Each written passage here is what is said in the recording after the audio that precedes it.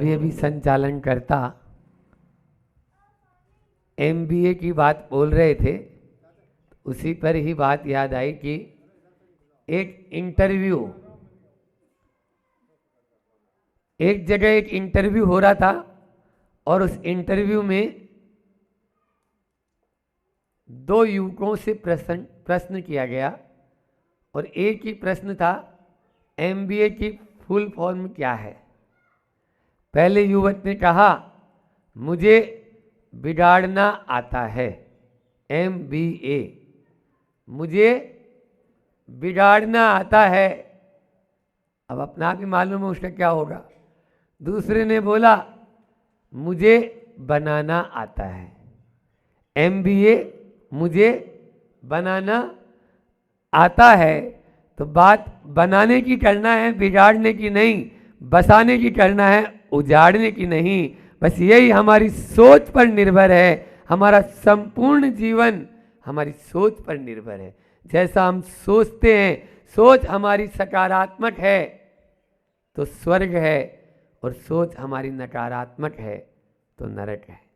स्वर्ग और नरक अन्यत्र कहीं नहीं।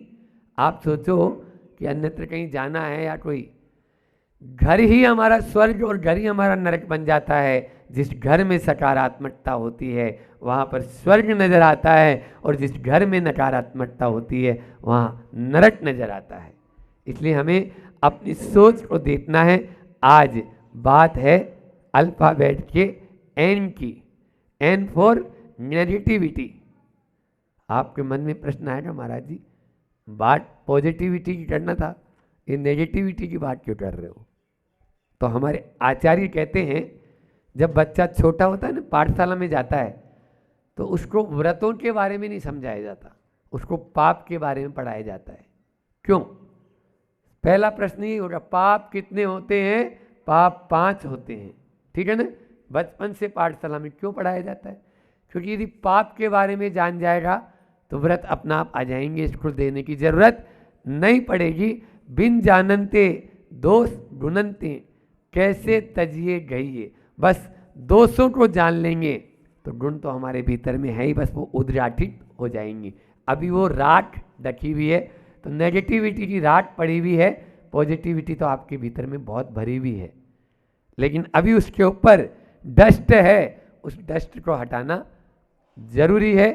तो नेगेटिविटी क्या है, नेगेटिविटी क्यों है, नेगेटिविटी का परिणाम क्या होता है, और नेगेटिविटी से बचने के उपाय क्या हैं, इन चारों पर अपन थोड़े समय में चर्चा करते हैं कि नेगेटिविटी क्या है।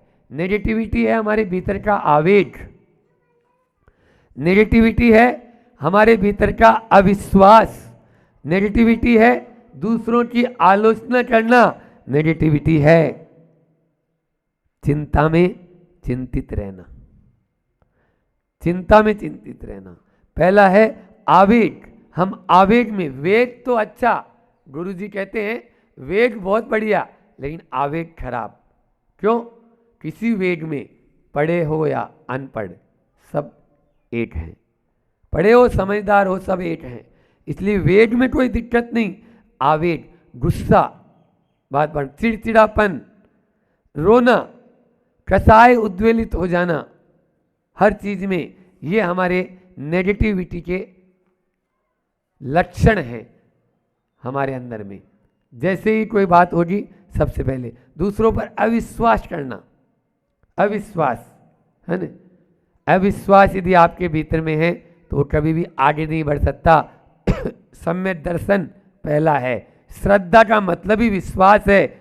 आपका पहला कदम आगे बढ़ता है तो वो ये है कि विश्वास है मुझे, नहीं इस पथ पर बहुत सारे लोग गए हैं, मैं भी चलूँगा तो मंजिल पर पहुंच जाऊंगा, ये विश्वास आपको है। इसलिए अविश्वास अपने मन में मत लाओ। लेकिन क्या करें, कुछ लोग थोड़ा सा भी कुछ होए उनसे कोई बात बोलो, महाराज जी ये कैसे होगा, कैसे करना है और कैसे होगा, दो प्रतिक्रिया है। एक है कैसे होगा, प्रश्नवाचक चिन्ह लगा दिया आपने, और एक कैसे करना है, I can't do I can do. बोलो कौन चीज चाहते हो आप? आई कैन डू या I can't do? I can do, very good. I can do, हम कर सकते हैं और करेंगे, हमें करना है। कैसे करना है? बस ये रास्ता खोजना है। ये कैसे होगा? ये यदि प्रश्न आपके मन में आ जाता है तो फिर आप निश्चित रूप से अविश्वास के शिकार हो जाते हैं। तीसरी बात मैंने आलोचना।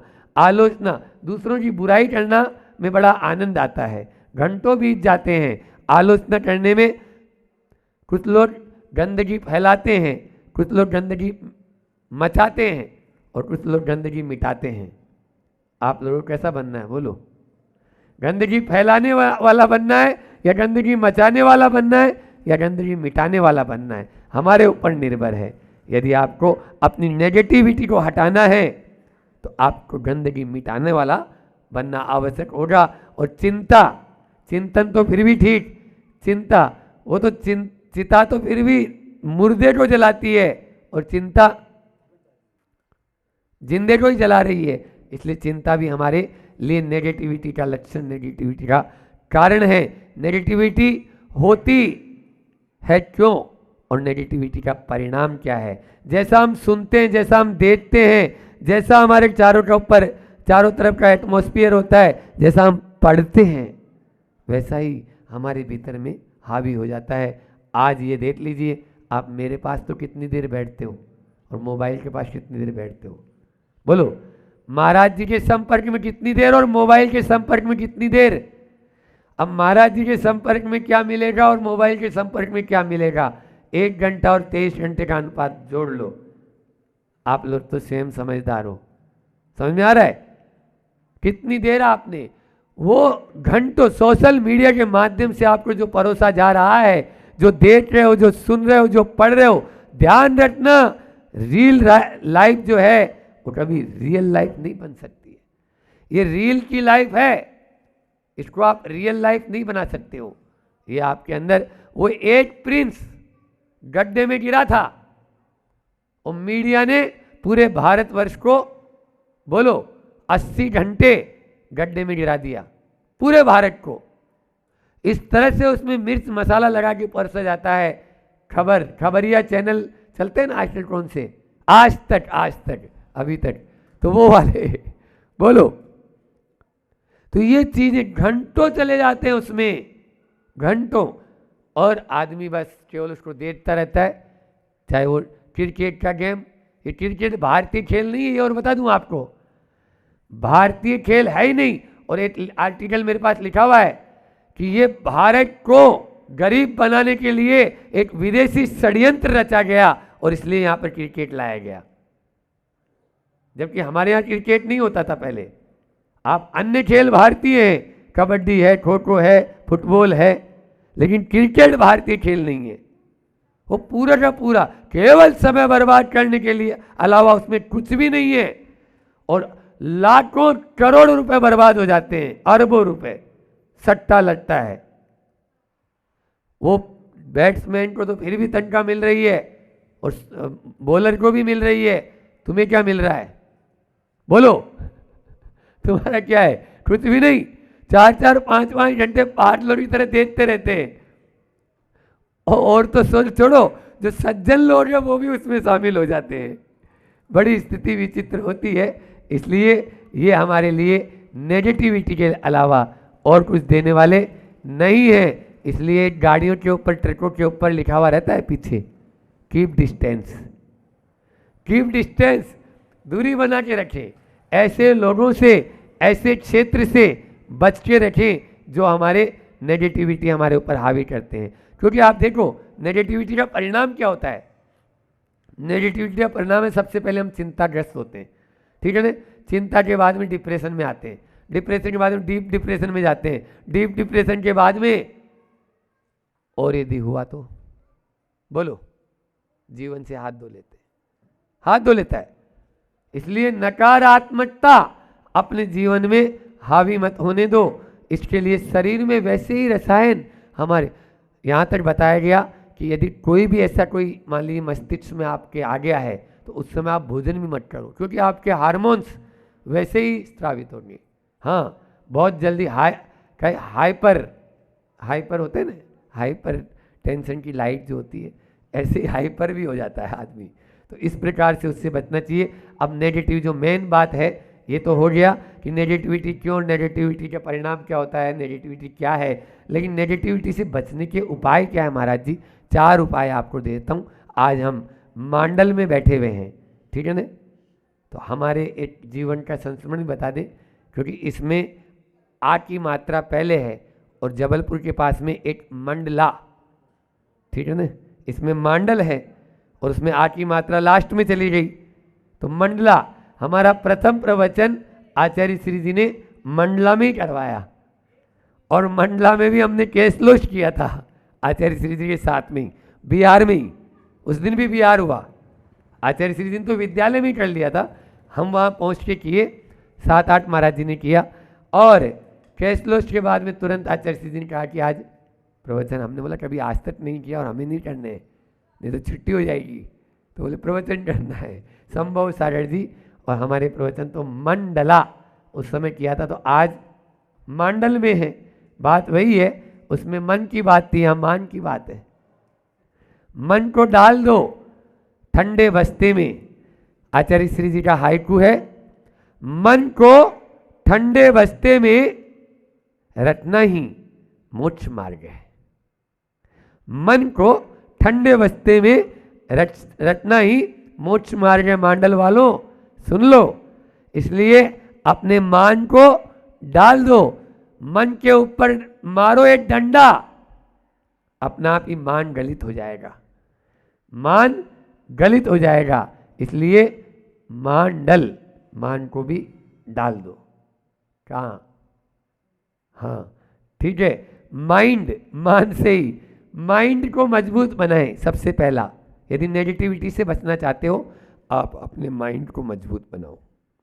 माइंड को मजबूत बनाने के लिए 2 सूत्र दे देता हूँ, जो मैं हमेशा योगा जब कराता हूँ उस समय भी बोलता था, और अभी आपको भी दे देते, कि दीर्घ श्वास और गहरी श्वास। क्या बोला? दीर्घ श्वास और गहरी श्वास लेने से आपका माइंड मजबूत बनेगा, क्योंकि जितनी दीर्घ श्वास उतनी ही दीर्घ आयु, और जितनी गहरी श्वास उतनी ही गहरी नींद होती है। माइंड को मजबूत बनाओ। अपने माइंड को सकारात्मक सोचने के लिए आप अपनी सबसे पहले ये 2 बात याद रखो।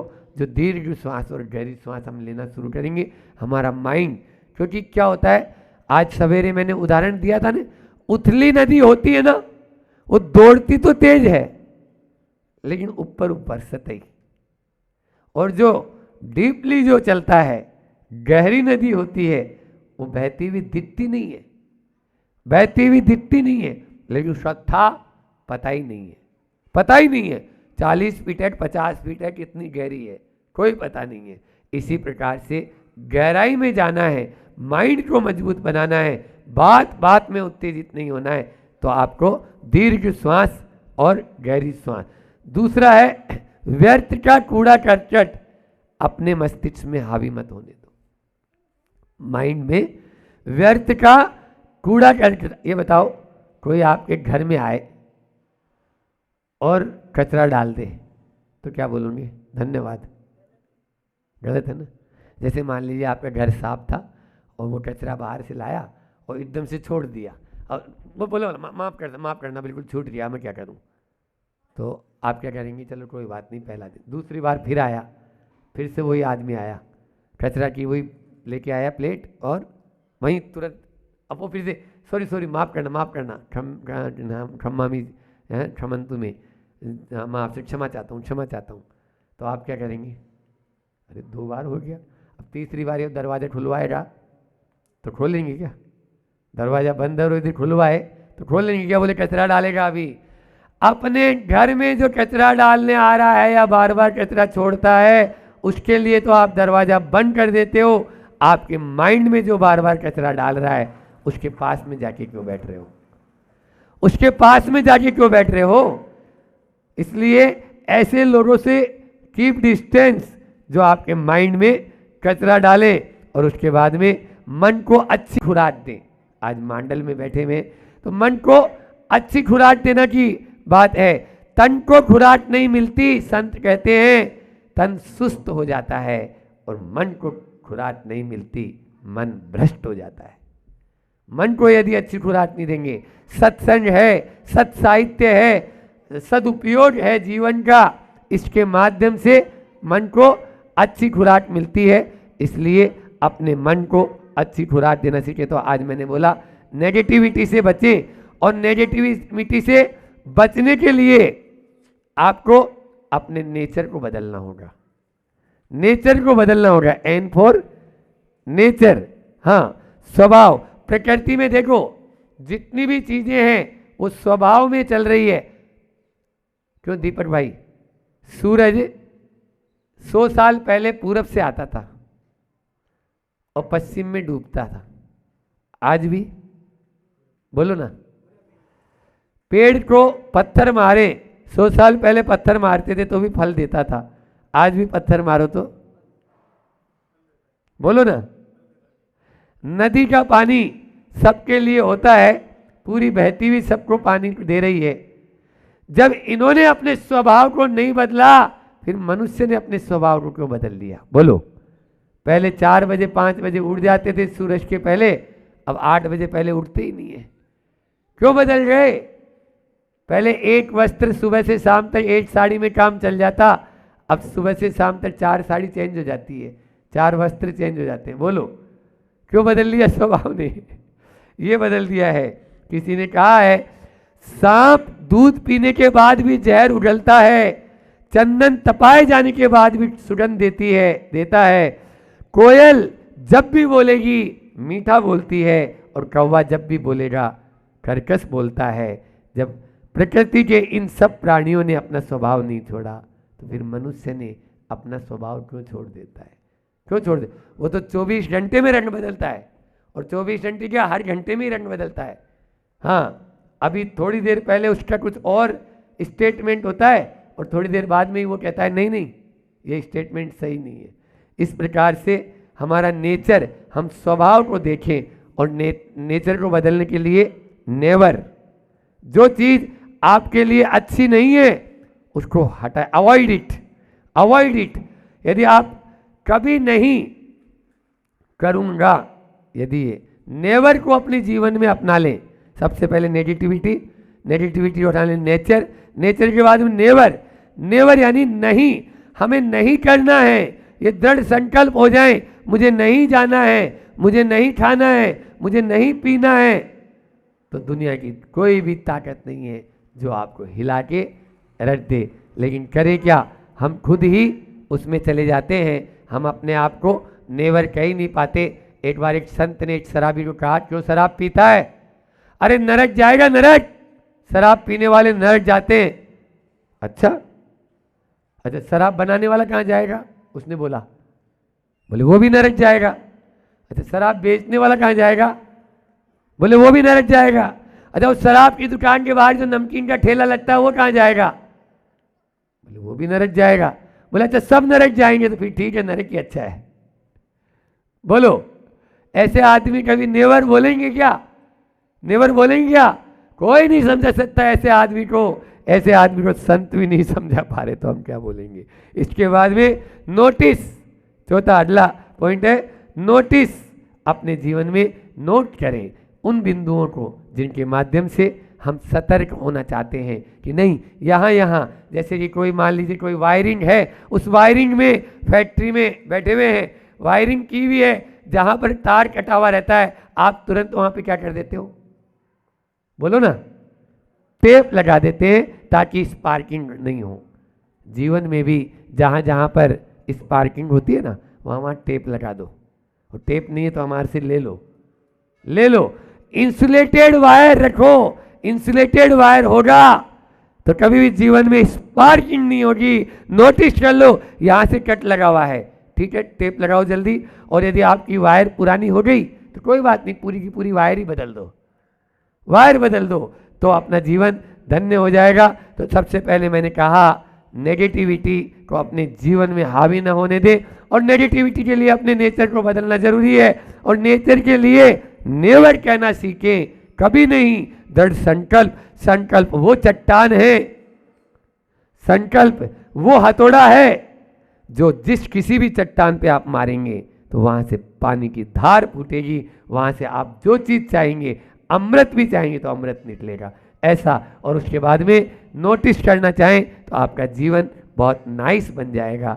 एंड फॉर नाइस, सबका जीवन नाइस बने, इसीलिए हमने यह इतनी देर अपनी बात की है। आप लोग आज मांडल में यहाँ सब बैठे हुए, अतिशय क्षेत्रीय मांडल बहुत ही अच्छा, यहाँ के प्रभु के दर्शन, अजितनाथ भगवान, चंदा प्रभु भगवान और मुनीश्वरनाथ भगवान के अति प्राचीन दर्शन करके मन प्रसन्न हो गया। ऐसे चंदा प्रभु भगवान के चरणों में हम सब अपने मन को वश में करके उस नेगेटिविटी को दूर करें। इसी परम पुनीत भावना के साथ में अपनी वाणी को विराम देता हूँ। बोले अहिंसा परमो धर्म की। आचार्य गुरुवर विद्यासागर जी महामुनिराज की। ये देखते हैं कि नहीं देखते आप? नहीं, आजकल का कल्चर ये नहीं है, ये सब चीज़ें बिल्कुल देखता नहीं है। तो ये चीज़ आप देख रहे हैं। तीसरा, उसकी आंखों में शर्म है कि नहीं। वो जिसको आप देख रहे हो, जिस लड़की को आप देख रहे हो, जिस लड़के को आप देख रहे हो, थोड़ी बहुत विनय है कि नहीं, थोड़ी बहुत उसके अंदर ये है कि नहीं वो आपके सामने मोबाइल पे चालू हो गया और बात कर रहा है, वो आपके सामने ऐसी मूवीज़ देख रहा है और चालू हो गया। ये आंखों में शर्म बची है कि नहीं, ये तो कम से कम देखो। ये कोई नहीं देख रहा है, ये जो मापदंड मैं बता रहा हूँ, ये मापदंड से आज कोई लड़का लड़की नहीं देख रहा है, कोई भी। चौथी, समझदारी है कि नहीं, उसके अंदर विवेक है कि नहीं, कि वो समझ है कि नहीं मुझे कब क्या कहाँ करना चाहिए। अगर ये समझ नहीं है तो फिर क्या मतलब। ये चार चीज़ें हैं। आपकी बेटी के लिए समय है कि नहीं, पहली चीज़। दूसरी चीज़, संस्कार है कि नहीं। तीसरी चीज़, आंखों में शर्म है कि नहीं। और चौथी चीज़, समझ है कि नहीं। चार बिंदुओं को आप मद्देनजर रख के अगर आप देखेंगे तो बहुत अच्छी बात रहेगी। चारों फिर से रिपीट कर रहा हूँ, याद कर लें, क्योंकि आपके सबके बच्चे बच्चियाँ हैं, लेकिन आप अपने बच्चे बच्चियों का, अब मैं बता रहा हूँ आप क्या देखते हैं, वो मैं बता रहा हूँ आप क्या देखते हैं, पर वो उनको मत देखना। अगर आप अपनी बच्ची को सुखी रखना चाहते हो तो आपकी बेटी के लिए समय है कि नहीं, पहली चीज़। संस्कार है कि नहीं, दूसरी चीज़। आँखों में शर्म है कि नहीं, तीसरी चीज़। और समझ है कि नहीं, चौथी चीज़। अब आप लोग क्या देखते हो बताऊँ? आप देखते हो संपत्ति है कि नहीं, पहली चीज़। पैसा है कि नहीं, ये देखते हो ना। बताओ, आपको सबसे पहले संपत्ति दिखती है। मैं तो ये बार बार बोलता हूँ, अगर आपकी लड़की का पुण्य तेज होगा ना, तो यहाँ लिखा के लिए ना, वो जाएगी तो अपने आप करोड़पति बन जाएगी, और पता चला उसका पाँव धरा नहीं कि वो करोड़पति से करोड़पति हो जाएगी। हुआ है ऐसा, मैंने देखा है साक्षात। बड़े बड़े घर में लड़कियों को देख के दिया, खूब परख के दिया, समझ के दिया, और वो लड़की वहाँ पहुँची, तुमने बहुत देख के दिया था, बहुत समझ के दिया था, अब क्या है ये। तो ये पैसा सब कुछ नहीं है, संस्कार सब कुछ है, आंखों की श्रम सब कुछ है, समझ सब कुछ है। तो पहली चीज़ आप क्या देखते हैं? संपत्ति देखते हैं। दूसरी चीज़, शिक्षा देखते हैं। आप शिक्षा देखते हैं कि वो शिक्षा, अब आप, हाँ, आपसे ये पूछते हैं, ये आपकी एक धारणा बन गई है कि किसी ने मान लीजिए MBA कर लिया है, किसी ने इंजीनियरिंग कर लिया है, किसी ने ये कर लिया है, हम उसको देंगे, उसी को सब कुछ करेंगे। लेकिन मैं आपको बता रहा हूँ, ऐसा कुछ नहीं है कि जो बिना पढ़े लिखे 8वीं और 10वीं पास भी, वो भी बहुत बड़े बड़े बिजनेसमैन हैं, उन्होंने बहुत बड़े बड़े काम किए हैं और अच्छा व्यापार कर रहे हैं। वो जरूरी थोड़ी कि जो आपकी स्कूली विद्यालयीन पढ़ाई है वही पढ़ाई आप देख रहे हो और पता चले वो कैसे पास हुआ है वो जाने, पर लेकिन आपने तो वही देखा हैगा। ये नहीं देख रहे कि दूसरी समझ कितनी है उसके अंदर, आंखों में शर्म कहाँ, ये नहीं देख रहे हो आप, संस्कार कहाँ, ये नहीं देख रहे हो आप। तो 10वीं फेल नहीं, 12वीं फेल नहीं, और अब वो उससे किस मजबूरी में क्यों नहीं पढ़ाई करी, ये सब कुछ आपके अंदर नहीं, वो बैकग्राउंड नहीं देख रहे हो आप। तो भैया हमारी लड़की ने ये किया है, अब मजबूरी ये कि आपने अपनी लड़की को इतना पढ़ा लिया है, अब वो पढ़ा लिया है तो उस लेवल का लड़का चाहिए, जिस लेवल का आपने पढ़ाया है उस लेवल का लड़का चाहिए, और वो भी उस लेवल का लड़का देखती है कि फिर 30, 32, 35 साल की हो जाते हैं। आजकल ये समस्या बहुत बड़ी हो रही है। तो क्या आपको देखना है? शिक्षा नहीं देखना है आपको, तो सामने वाले के गुण देखना है। और तीसरा, आप सौंदर्य देखते हो। मैं बार बार कहता हूँ, सौंदर्य देखना है तो गुणों का सौंदर्य देखो, उसके अंदर संस्कारों का सौंदर्य देखो आप। लेकिन आप तो सुंदरता के ऊपर देखते हो कि सौंदर्य है कि नहीं। और सुंदरता, ये तीन चीज़ ये तीन आपकी मेन बात होती है लड़का लड़की देखने में, संपत्ति, शिक्षा और सौंदर्य। एक नई चीज़ और आ गई है आजकल कि आप लोगों के दिमाग में फितूरी हो गई है कि हमारी लड़की कहाँ देना है, बड़े शहर में। हमारी लड़की कहाँ देना है, बड़ी सिटी में। छोटे गाँव में आजकल के लड़के कुंवारे हैं। मतलब ये तात्पर्य ये हो गया कि छोटा जो गांव है वहाँ ना धर्म है, ना पैसा है, ना शिक्षा है, ना संस्कार है। एक नई ये थीम आ गई है। इसलिए आज कहीं भी जो आप खुद भी आप जो है, आप भले गांव में रहते हो, गांव में रहने के, छोटे से गांव में रहने के बाद भी उस आपकी क्या धारणा होगी, भैया बम्बई में देना, इंदौर में देना, बेंगलोर में देना, वहाँ देना है। जहाँ धर्म नहीं, जहाँ संस्कार नहीं, जहाँ कुछ नहीं, वहाँ आप भले मेरी बात सुन रहे हो पर करोगे वही। भले आप हाँ करो, हाँ महाराज, करोगे वही। अभी एक गांव था, पिपरई नाम है, पिपरई नाम का गांव हैगा। वहाँ के लोगों ने बहुत अच्छा किया और मैं मानता भी हूँ, कोई दिक्कत नहीं उसमें। वहाँ के लोगों के, वहाँ क्या गांव छोटा है, और छोटा गांव है तो उन्होंने नियम ले लिया कि जब कोई लड़की हमारे गांव में नहीं दे सकता तो हम भी कहीं नहीं देंगे। और उन्होंने क्या किया, वहीं के वहीं अच्छा लड़का देख के और वहीं के वहीं विवाह हो गए। 17 विवाह हो गए उसी गाँव के गाँव में, 17 विवाह। बोले जब भैया हमारे लड़के क्या कुंवारे रखे हम, जब आप हमारे यहाँ छोटा गांव करके दे नहीं रहे तो ठीक है, हम भी यहाँ अच्छा परिवार और देखा परखा समझा है तो और अच्छा। मैं तो कहता हूँ बहुत अच्छा है, आपने शुरू से आखिर तक उस परिवार को देखा है, समझा है, तो दे दो। लोकल के लोकल में कोई बाधा नहीं है, कहीं वो नहीं। यहाँ तक कि उधर आप जाएंगे बागीदोरा उस तरफ देखे तो वो तो वहीं बागड़ समाज है, वहाँ तो वहीं के वहीं विवाह होता है, वहीं के वहीं सब कुछ होता है। तो ये थीम जो हमारी एक हैगी बहुत गलत थीम है। क्या थीम है हमारी, कि हम बड़ा शहर देख रहे हैं, बड़े शहर में देखने के बाद वहाँ ना वात्सल्य ना प्रेम है। वहाँ तो क्या है, यहाँ गाँव में हम हैं तो हम एक दूसरे को पहचानते हैं, एक दूसरे के दुख सुख में जाते हैं, बैठते हैं, उठते सब करते हैं। लेकिन यहाँ तो वो क्या है, पता चला बोले नीचे वाला ऊपर वाले को नहीं जानता है। समाज की बात तो दूर, नीचे वाला ऊपर वाले को नहीं जानता, ये स्थिति है। वात्सल्य है नहीं, बस वो अपने फ्लैट में ही मस्त है, उस 3 कमरे में ही मस्त है, उतना ही उसका जीवन है, उसके अलावा उसका जीवन नहीं। कोई प्रेम नहीं, कोई वात्सल्य, कोई स्नेह नहीं, कोई आपस में कोई संबंध नहीं। ये जीवन है, उस जीवन को आज आप पसंद कर रहे हो। और सब हमेशा एक चीज़ का तो हमेशा विरोध करता आया हूँ मैं, कि जो उस समय अकेले रहते हैं और अकेले रहने के बाद जो 5 दिन का समय होता है उसमें वो भोजन कैसा बना रहे हो। शुद्धि का पालन नहीं हो रहा है। आज मुंबई, पूना, बेंगलोर में जो लोग नौकरी करने गए, हमारा धर्म वहाँ पर भी भ्रष्ट हो रहा है। आहार देने की पात्रता नहीं है उनके पास, मंदिर में घुसने की पात्रता नहीं है उनके पास, क्योंकि वो तो धर्म का पालन ही नहीं कर रहे हैं उन दिनों में। तो ये बात आप ध्यान रखना। क्या ध्यान रखना, कि हमें संयुक्त परिवार को बनाए रखना है। तो प्रेम बहुत ज़रूरी है। अगर प्रेम रहेगा तो ही संयुक्त परिवार हमारा बनता चला जाएगा, संयुक्त परिवार हमारा रहेगा भी। बंद हो गई है। फिर चौथी बात, 5वीं बात, लोटस ऑफ ट्रस्ट। मैंने पहले भी कहा था कि ट्रस्ट होना ज़रूरी है। अगर हमारे संबंधों में अगर हमें स्नेह बढ़ाना है तो सब तोड़ देना, लेकिन विश्वास कभी नहीं तोड़ना, क्योंकि विश्वास टूटता है और विश्वास टूटने के बाद संबंध टूटते चले जाते हैं। परसों भी मैंने कहा था कि क्या पैसा वहाँ मिल जाएगा, कहाँ मिल जाएगा, करोड़पति लोगों के यहाँ। और पैसे के बाद दूसरी बात क्या बोली थी, किसी को याद है? हैं? ज्ञान। 3 बातें बोली थी, आप भूल जाते हो। पैसा, ज्ञान और विश्वास। पैसा आपको मिल जाएगा कहाँ, आप जैसे लोगों के पास, ठीक है ना। ज्ञान कहाँ मिल जाएगा, गुरुओं के पास। लेकिन ये चले गए और पल बगीचा अगर मान लो ये चला गया, क्या विश्वास चला गया, कि कहीं भी फिर वापस नहीं मिलता है। तो अगर आपको प्रेम स्नेह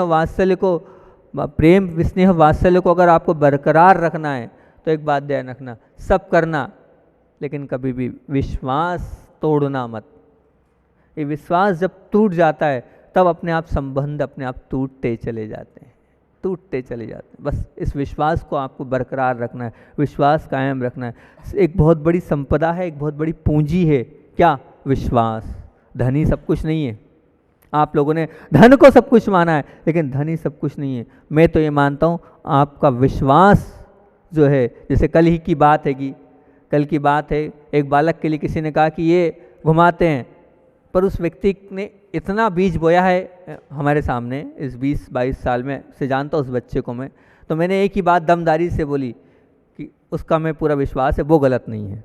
मतलब इतना विश्वास है, मैंने उसको देखा कि वो हनुमान है भक्ति के मामले में।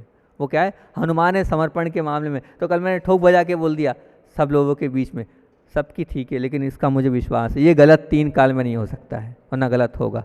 तो ऐसा विश्वास आपने बनाया है कि ठोक कर आप के लिए 10 लोग कह सकें नहीं ये व्यक्ति ऐसा नहीं है, ये व्यक्ति ऐसा कर ही नहीं सकता है, 3 काल में नहीं कर सकता है, ऐसा विश्वास क्या आपने बनाया है? विचार करना, ऐसा विश्वास आपने रखा है? अगर ऐसा विश्वास रखा है तो बहुत अच्छी बात है, निश्चित तौर से आपका वो प्रेम, वो स्नेह परिवार का बढ़ता चले जाएगा, अच्छा होता चले जाएगा। सब करना, पर क्या करना? विश्वास को मत तोड़ना, अगर आपको संबंधों को बरकरार रखना है तो। और अगर कहीं विश्वास टूट गया है तो आप उस विश्वास को बरकरार करने के लिए बार बार व्यवहार करना, क्योंकि जब व्यवहार होता है, एक आचार्य का हाइको है, मत दिलाओ विश्वास, मत दिलाओ विश्वास, लौट आता व्यवहार से। मत दिलाओ विश्वास, अगर मान लो आपको कहीं ऐसा लगता भी है तो मत दिलाओ विश्वास, आप तो व्यवहार करते चलो, लौट आता व्यवहार से विश्वास।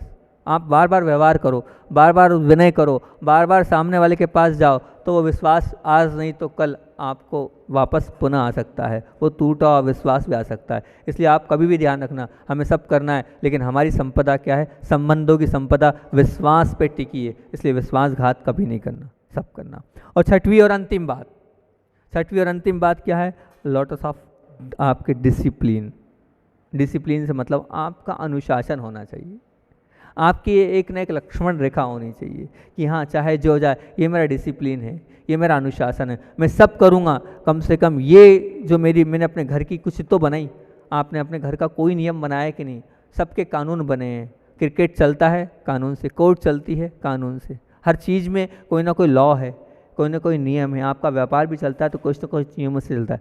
आपने अपने घर के कुछ नियम बनाए कि नहीं? आपने अपने घर का कोई लॉ बनाया कि नहीं, कि नहीं 9 बजे के बाद कोई नहीं आएगा, इतना अनुशासन तो होना चाहिए, 10 बजे के बाद कोई नहीं आएगा, जो आपको लगता है। और फिर आप गए तो कहाँ गए, क्या किया? इतना अनुशासन आपका है कि नहीं? होना चाहिए।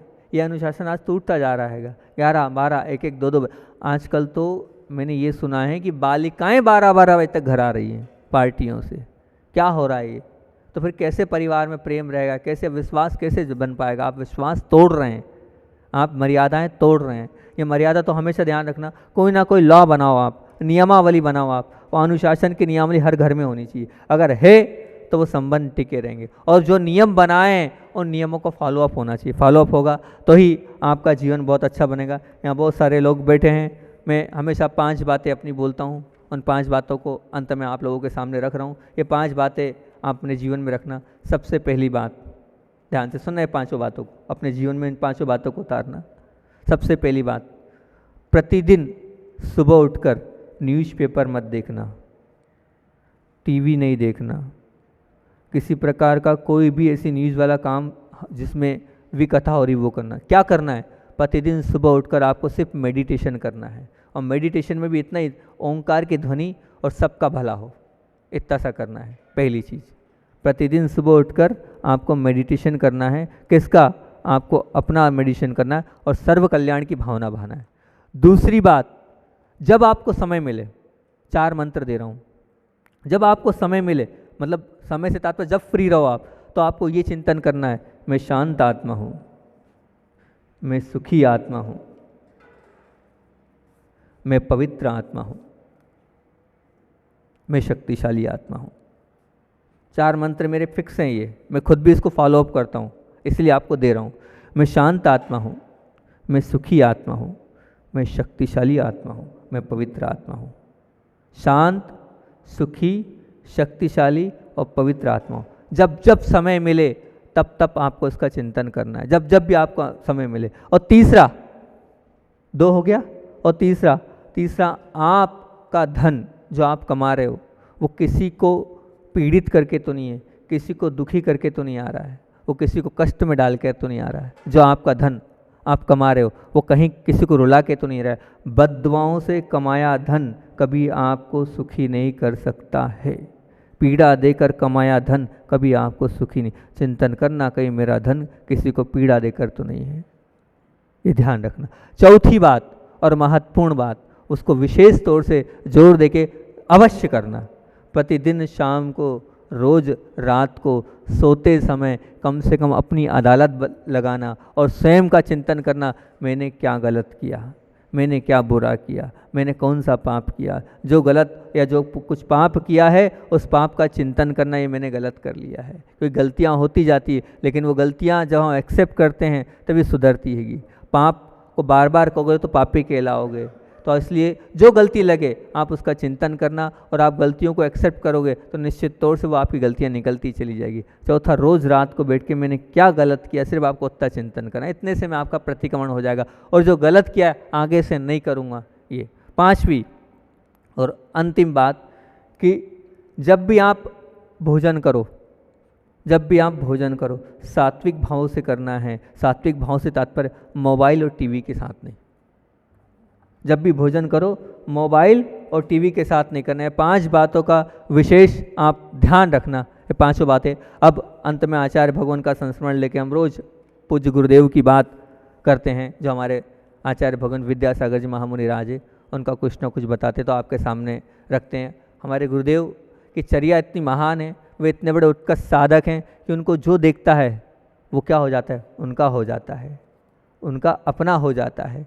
वो सन 1977 की बात है, जब नैनागिरी सिद्ध क्षेत्र है, वो बड़ा नाम के गांव से नैनागिरी की ओर जाना था। तो लोगों ने बताया कि आचार्य भगवान यहाँ से 18 किलोमीटर शॉर्टकट है, लेकिन ये कच्चा रास्ता है और यहाँ से इसलिए नहीं जाना है कि थोड़ा ख़राब भी है, और ख़राब होने के बाद तीसरी बात ये है कि वहाँ यहाँ डकैती बहुत होती है, इसलिए आप इस रास्ते से ना जाएं।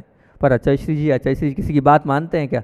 और तुरंत जो है आहार हुआ, और आहार होते ही जो है बिहार कर दिया उनने। और बिहार करते बिन्नई गांव जो था, उस बिन्नई गांव में सामयिक करी और आगे बढ़े, और आगे बढ़कर वहाँ पे खिरिया गांव है, वहाँ खिरिया गांव में रुके। तो वहाँ के जो प्रमुख, जिनके कारण लोग डरते थे कि इस रास्ते पे नहीं जाना, भागीरथ जी यादव, जिनको मंजले कहा जाता है, वो वहाँ के बड़े प्रमुख थे। और वो उन्होंने जैसे आचार्य श्री को देखा वो तो लट्टू हो गए, और उन्होंने कहा आचार्य भगवान ये कौन है? उन्होंने पहली बार दिगंबर संत को देखा, साधु को देखा, और कहा आचार्य श्री जी आपको यहीं रुकना है। आचार्य श्री ने मुस्कुराया, आशीर्वाद दिया और आगे बढ़ गए। तब वहाँ के युवा जो लोग थे उनसे पूछा है कहाँ जा रहे हैं? तो बोले नैनागिरी जा रहे हैं, या सिद्ध क्षेत्र नैनागिरी, और नैनागिरी जा रहे हैं। अगले दिन वहाँ पहुँचे और नैनागिरी में वहाँ बाहर से खड़े हुए, और वो कहते हैं आचार्य भगवान को एक ग्लास मेरी तरफ से भी दे देना। जितने दिन गुरुजी रहे उतने दिन वो वहाँ पर प्रतिदिन आते और गुरुदेव के बाहर खड़े होकर हर बार कहते एक ग्लास मेरी तरफ से दे। मतलब बड़े बड़े खूंखार लोग भी